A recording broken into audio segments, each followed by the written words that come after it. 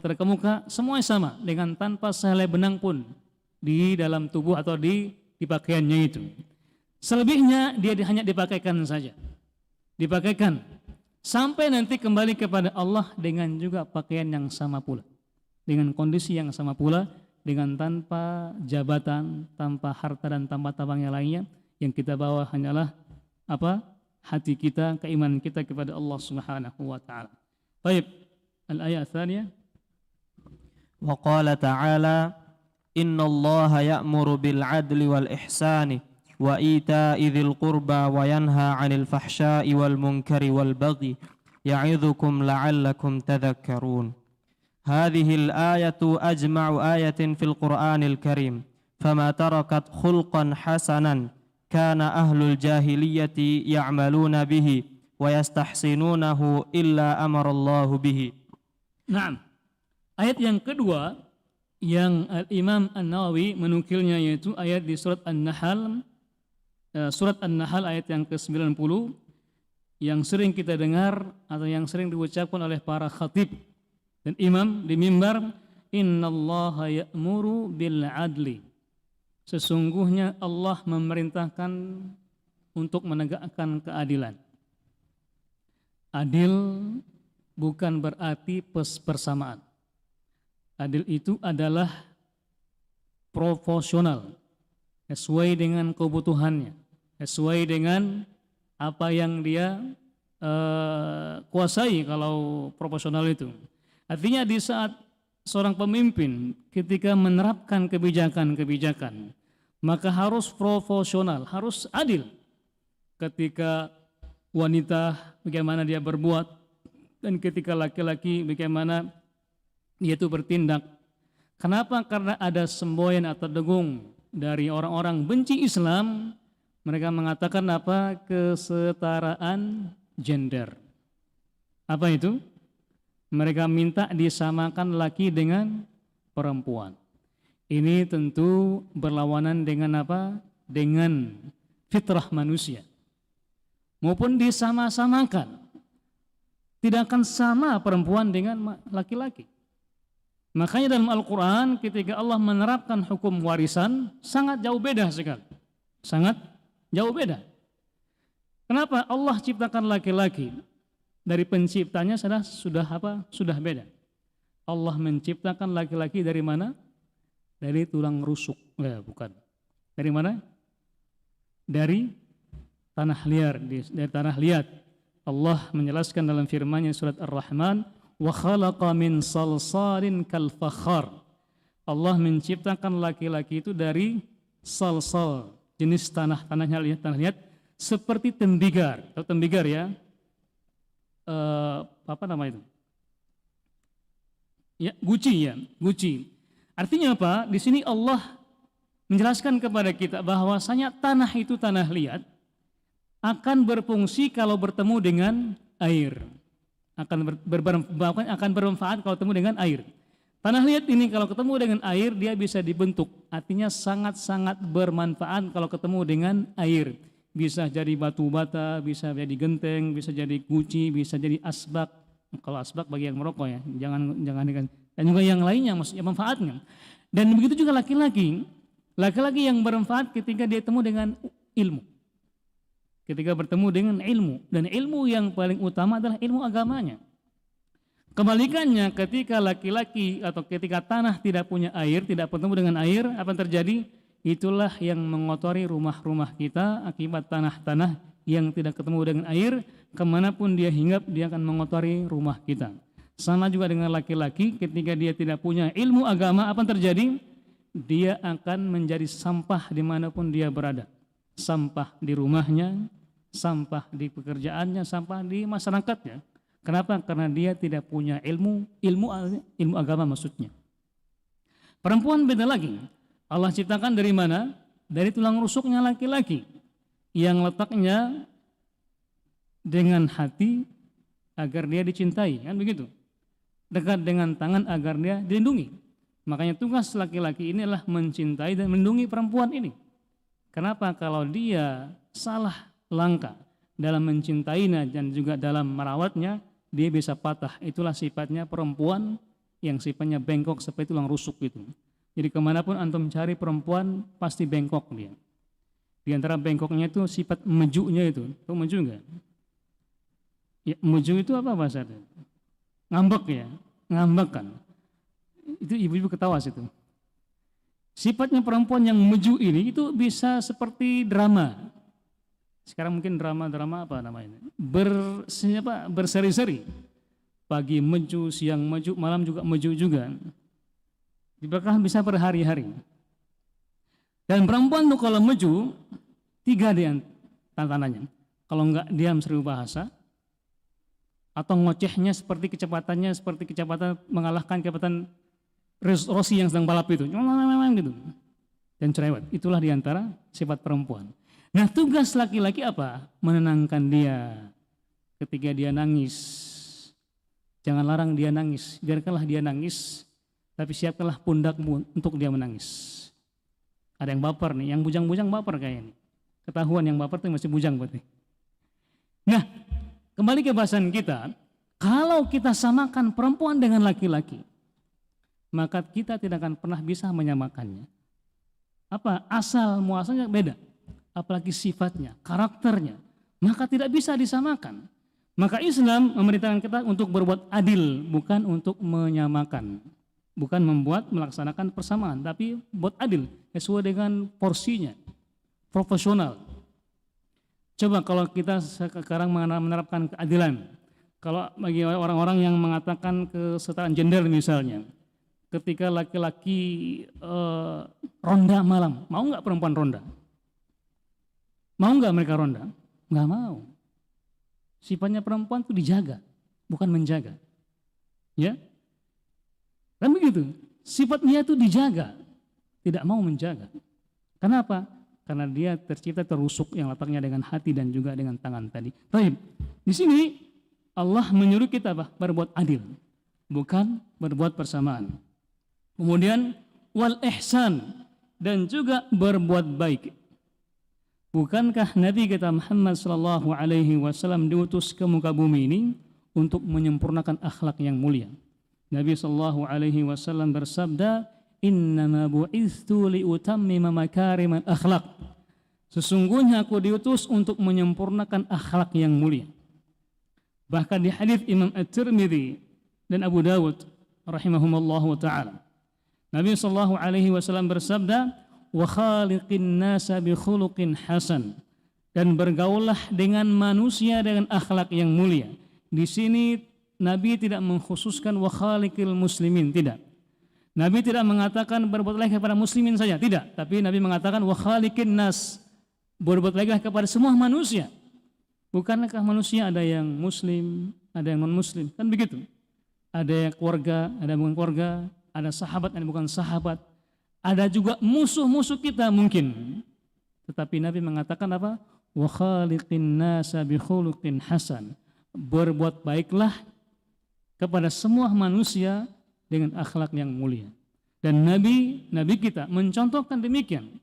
Kita tahu kisahnya betapa ada seorang penjaga atau seorang Yahudi yang sering duduk di pasar Madinah itu, yang senantiasa menjelek-jelekan Nabi kita Muhammad sallallahu alaihi wasallam. Bahkan hinaannya itu di luar nalar, begitu hinanya. Dia ini menghina Nabi kita Muhammad sallallahu alaihi wasallam. Namun Nabi sallallahu alaihi wasallam senantiasa memberikan apa?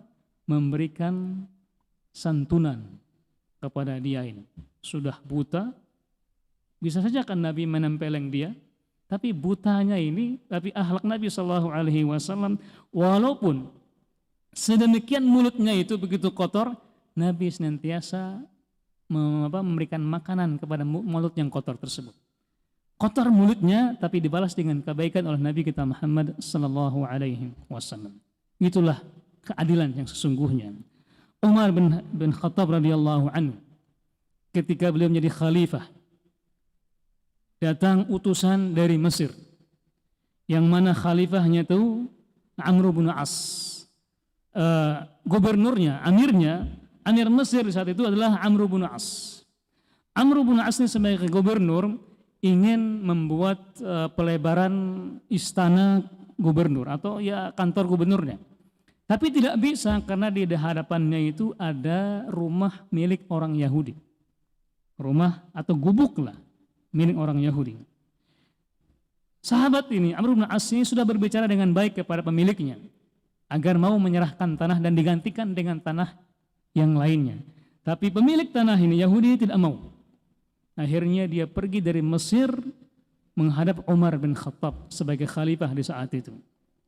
Sesampainya di perbatasan kota Madinah, orang Yahudi ini bertemu dengan seseorang yang sedang tidur pulas di bawah pohon kurma yang begitu rindang.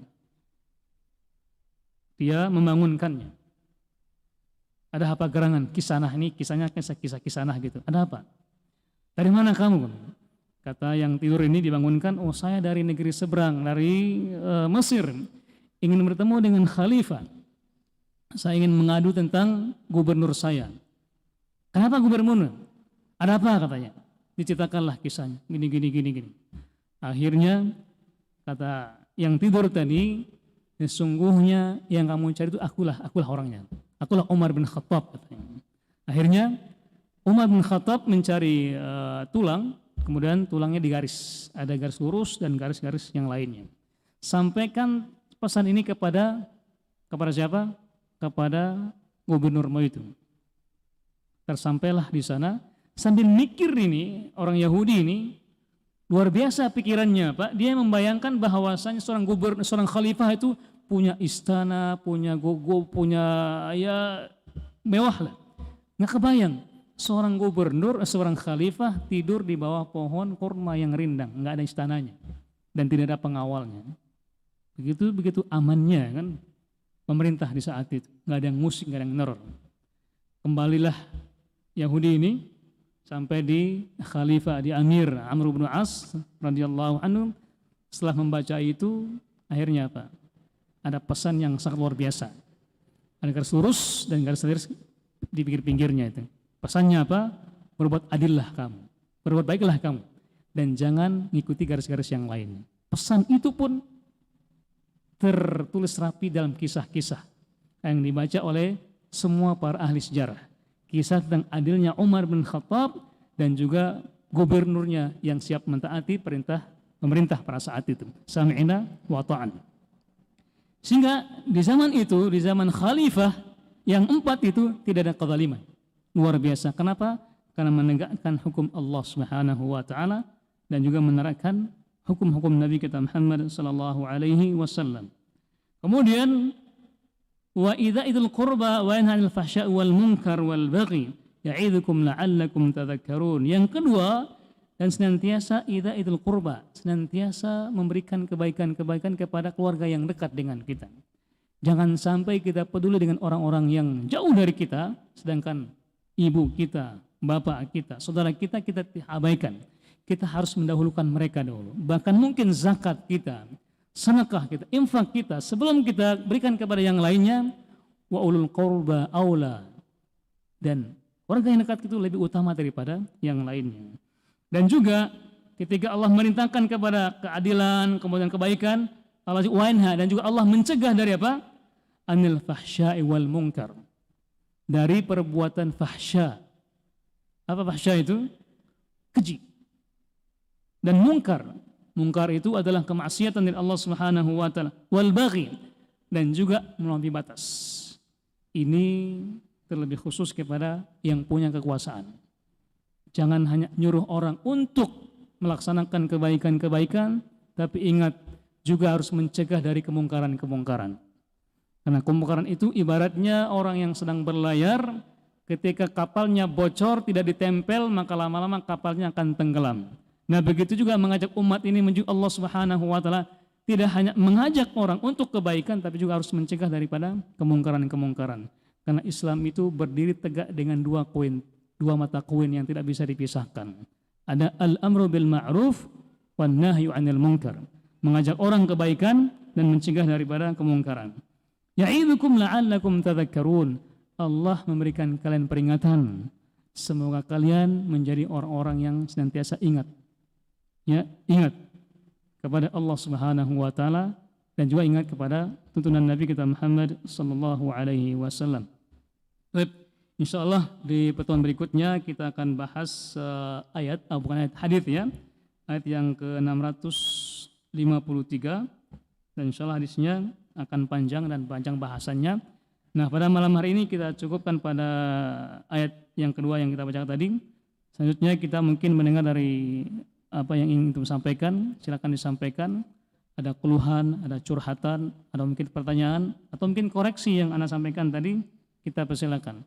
Waktunya masih banyak buat antum. Tafadhol. Nah.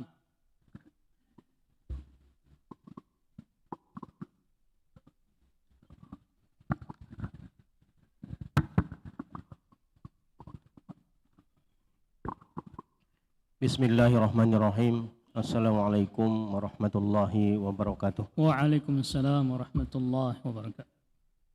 Tadi dijelaskan bahwa kita dianjurkan untuk berbuat baik kepada ahli keluarga dulu. Pertanyaan kami nih Ustaz, apakah boleh seorang anak itu memberikan zakat kepada orang tuanya sendiri? Bukankah zakat itu kita berikan kepada yang bukan tanggungannya? Misalnya orang tua kita sudah tua, apakah boleh kita berikan dia zakat? Tetapi kan orang tua itu adalah tanggungan kita. Atau apakah boleh istri kita yang dia bukan tanggungan istri kita, orang tua kita ini boleh memberikan zakat? Kemudian pertanyaan yang kedua nih Ustadz, minta maaf di luar materi ini.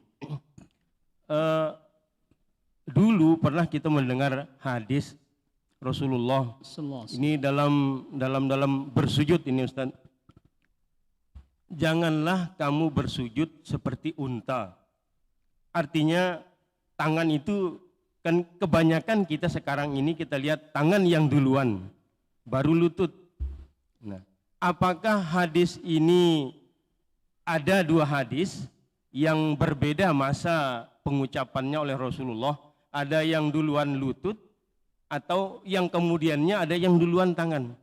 Masya Allah. Demikian Ustaz. Terima kasih. Assalamualaikum warahmatullahi wabarakatuh. Warahmatullahi wabarakatuh.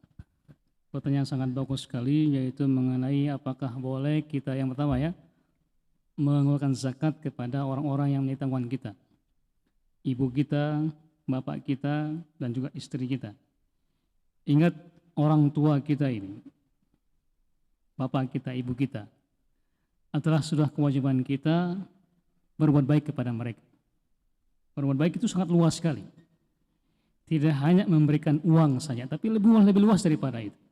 Jangan hanya baik itu diartikan dengan hanya memberikan uang. Itu sangat-sangat sangat pendek sekali sumbunya pemahaman kita tentang berbaik. Kenapa? Allah berfirman apa?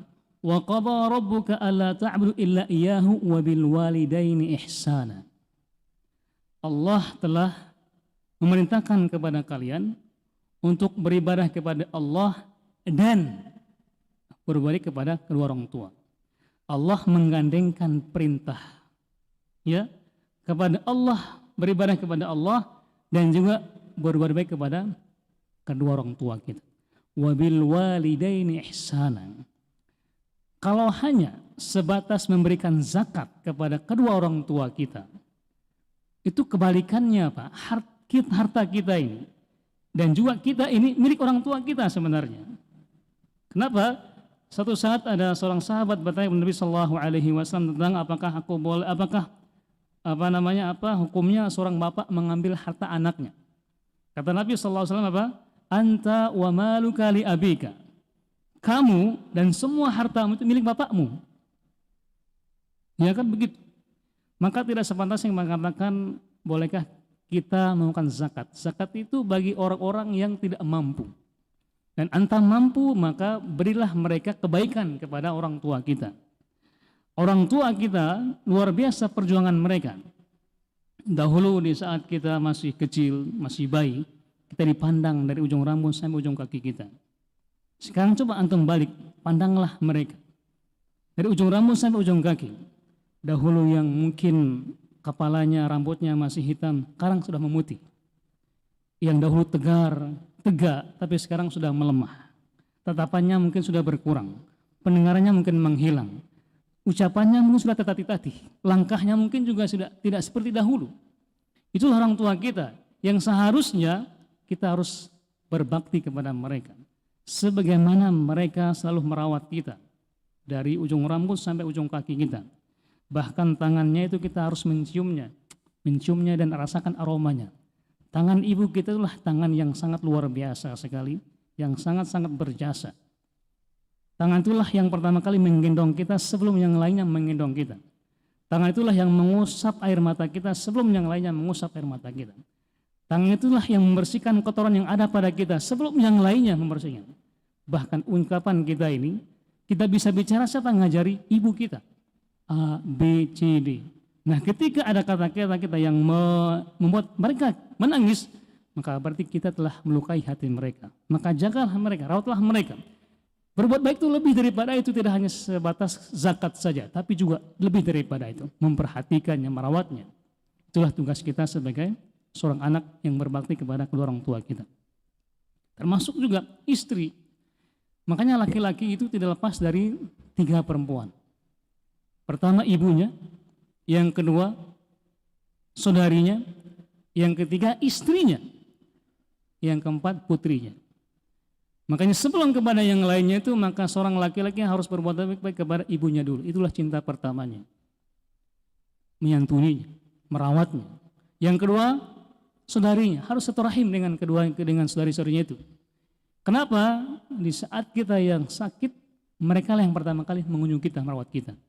Baru istri kita mencintainya, membimbingnya. Dan juga anak-anak putri kita dengan senantiasa apa? Menjaga mereka dan juga mendidik mereka menjadi orang-orang yang soleh. Itu ya. Kemudian yang kedua, yang keluar dari tema, masih ada waktu nggak? Masih ya?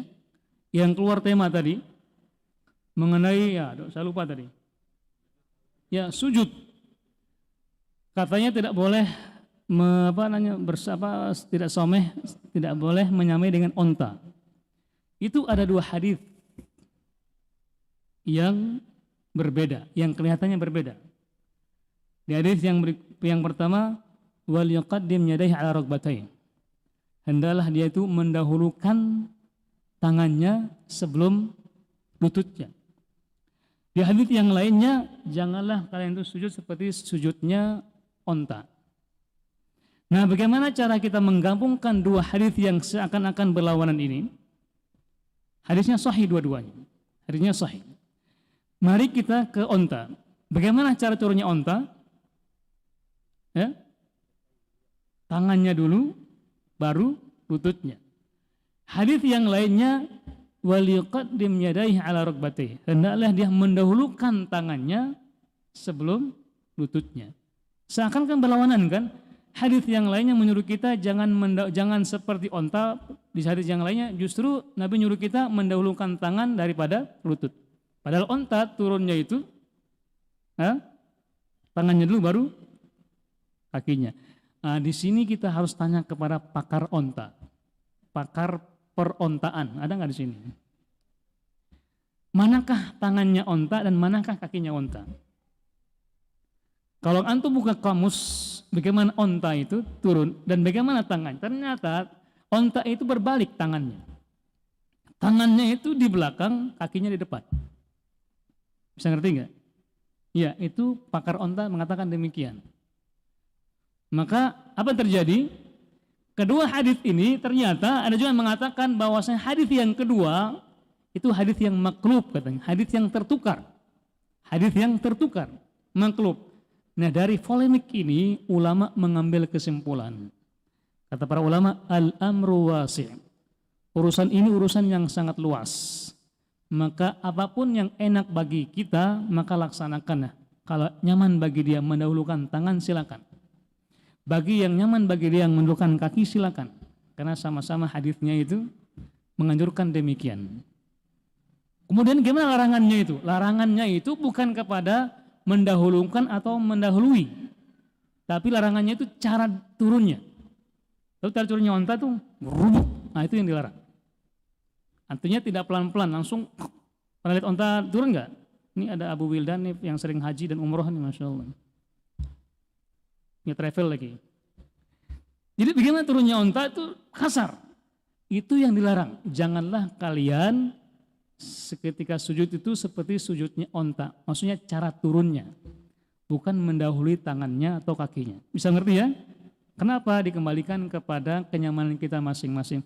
Mungkin ada yang sakit tangannya, maka mendahulukan lututnya.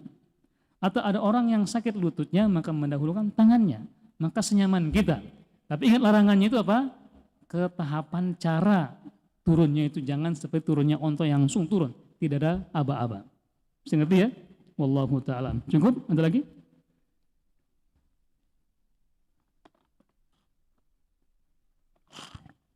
Mic-nya masih ada waktu berapa menit lagi nih? 7 menit, Masya Allah. Silakan yang singkat, padat. Bismillahirrahmanirrahim. Assalamualaikum warahmatullahi wabarakatuh. Waalaikumsalam warahmatullahi wabarakatuh. Afwan Ustaz, mungkin di luar tema. Betul. Saya cuman mewakili pertanyaan dari saudara saya. Masya Allah. Apa yang harus kita lakukan ketika timbul rasa ingin melakukan maksiat, padahal kita udah lakukan berbagai macam cara, misalnya ta'awud, pergi ke sini, pokoknya mengingat Allah dah, tapi tetap aja kita melakukan maksiat itu yang pertama. Masya Allah, ini gabung dua lagi ya. Terus Yang kedua, bagaimana hukum sholat di belakang orang yang berbuat syirik atau ahli bid'ah atau aliran sesat, apakah sah atau tidak? Terus ada lagi? 3 lagi. Ya. Yang ketiga, bagaimana kalau orang tua kita berbuat syirik, terus kita mendakwakan orang tua kita tapi dengan cara yang kasar, misal malam kita waktu itu belum tahu, cuman asal-asal ngomong syirik-syirik. Terus orang tua kita mengucapkan kata yang tidak pantas, kamu ini anak durhaka. Apakah kita durhaka atau enggak? Mungkin itu aja. Ya, Masya Allah, 3 pertanyaan diborong semua. Mudah-mudahan bisa terjawab semua aja. Yang pertama tadi masalah ada orang yang sudah berusaha meninggalkan kemaksiatan, tetapi ternyata masih terus melaksanakannya. Ingat, dalam diri kita ini ada 3 macam jiwa, seperti yang pernah kita sampaikan. Ada jiwa al-mutmainnah, jiwa yang tenang, damai, tenteram. Ada jiwa al-lawwamah, yang senantiasa tercela. Dan yang ketiga, al-ammaratun bisu. Di surat Al-Kahfi, wa ma ubarri'u nafsi innan nafsa la'ammaratun bisu. Aku tidak berlepas diri dengan jiwaku, karena jiwa ini ada yang senantiasa mengajak kepada keburukan-keburukan. Nah, tugas kita jangan hanya menjaga fisik kita, merawat fisik kita, tapi tidak merawat hati kita ini yang membawa jiwa kita kemana.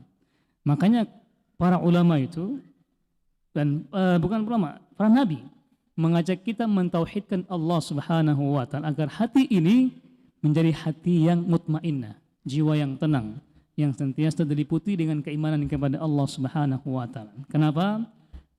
Al-imanu yazidi bitta'ah wa yanqusu bil ma'siyah.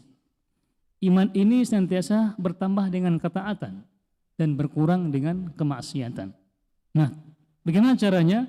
Senantiasa kita terus melaksanakan ketaatan kepada Allah Subhanahu wa Ta'ala agar hati ini bersih. Ibaratnya kalau ini ada air kotor, full air kotornya, gimana caranya? Terus tuangkan dengan air yang bersih sampai apa terjadi? Air kotornya tumpah dan diisi dengan air yang bersih. Ya minimal apa? Kita isi dengan istighfar. Bukankah Nabi SAW bersabda, wa adbi'is sayyah al-hasanah tamhuha. Iringilah keburukan dengan kebaikan, insya Allah akan menghapusnya. Nah, kalau sudah ada pikiran-pikiran yang kotor, tetap senantiasa beristighfar. Minimal kita apa? Beristighfar kepada Allah Subhanahu wa Ta'ala, maka dengan istighfar itu Allah akan mengisinya dengan kebaikan dan Allah akan menghapuskan dengan kemungkaran, Allah hilangkan keburukan, Allah gantikan dengan kebaikan-kebaikan, termasuk isi hati kita dengan otak kita ini. Karena dengan demikian dia sudah berusaha meninggalkan kemaksiatan sehingga Allah menuntun dia dari hatinya untuk mencegah dari kemungkaran-kemungkaran. Itu yang pertama. Yang kedua tadi masalah orang tua ya. Ya. Soal dibilang orang yang syirik. Kalau antum tahu bahwasanya dia pelaku kesyirikan yang nyata misalnya, maka antum cari tempat yang lain, beribadah di tempat yang lainnya. Tapi kalau hanya masih samar-samar, masih katanya-katanya, maka antum sah sholatnya dan dia yang berdosa imam tadi. Atau mungkin jelas kesalahannya itu, kalau sudah jelas nyata gitu, maka cari tempat yang lain. Kenapa? Karena di hadis yang pernah kita baca juga di kitab ini, Nabi melarang kita sholat di belakang orang yang fasik, orang yang senantiasa pelaku maksiat. Cari orang yang saleh. Maka jadi imam itu berat. Ada kriterianya. Yang ketiga tadi, karena ini bolong tadi yang ketiga, yaitu ketika orang tua kita berlaku maksiat atau syirik, maka tugas kita tetap berbuat baik kepada mereka dengan apa? Dengan senantiasa mengajak mereka untuk mentauhidkan Allah Subhanahu, berdakwah, tentu dengan kata-kata, dengan sikap-sikap yang keras juga. Seperti apa? Seperti dakwah Nabi Ibrahim alaihissalam kepada kedua orang tuanya, yang walaupun orang tua itu justru pembuat patung. Bapaknya Nabi Ibrahim itu pembuat patung, artinya pelaku kesyirikan. Tapi Nabi Ibrahim tetap berkata baik kepada kedua orang tuanya dengan kata-kata apa? Aku punya ilmu yang mungkin belum sampai kepada oleh kepadamu wahai bapak aku. Tentunya dengan kata-kata yang baik, dengan kata yang sederhana, yang mudah dipahami oleh kedua orang tua kita. Dan ketika mereka mengatakan, kamu ini masih kecil, kamu ini ya kita maklumi. Kenapa mereka tidak berilmu? Karena mereka sibuk dengan mengurus kita sehingga mereka tidak punya ilmu. Baik, kita akhiri dengan doa majelis. Subhanakallah bihamdika asyhadu an la ilaha illa anta wa astaghfiruka wa atubu ilaik. Wassalamualaikum warahmatullahi wabarakatuh.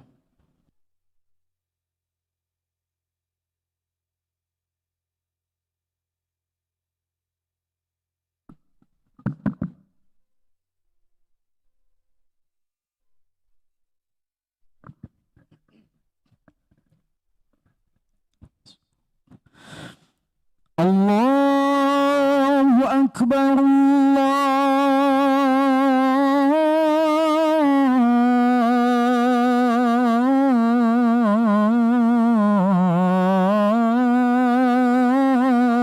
Akbar, Allahu Akbar,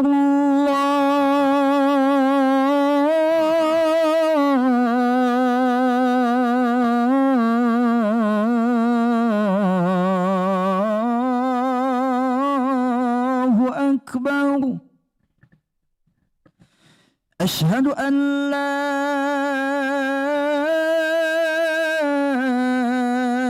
إله إلا الله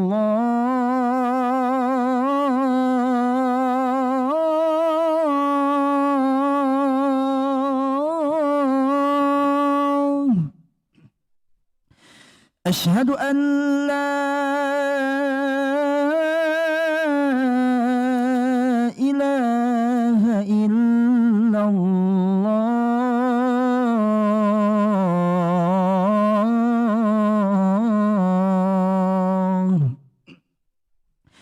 أشهد أن محمدا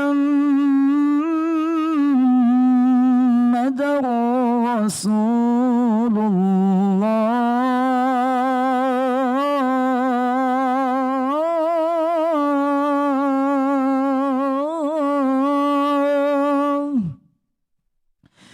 أشهد أن محمدا رسول الله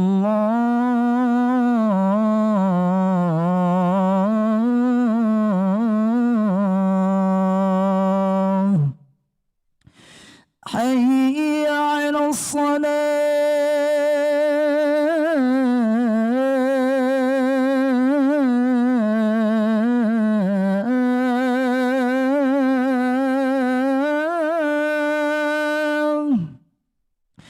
حي على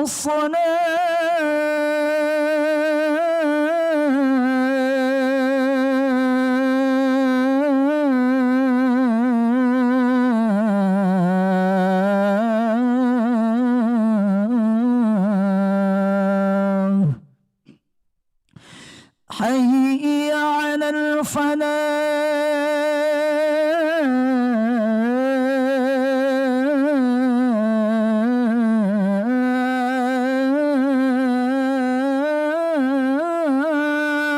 الفلاح حي على الفلاح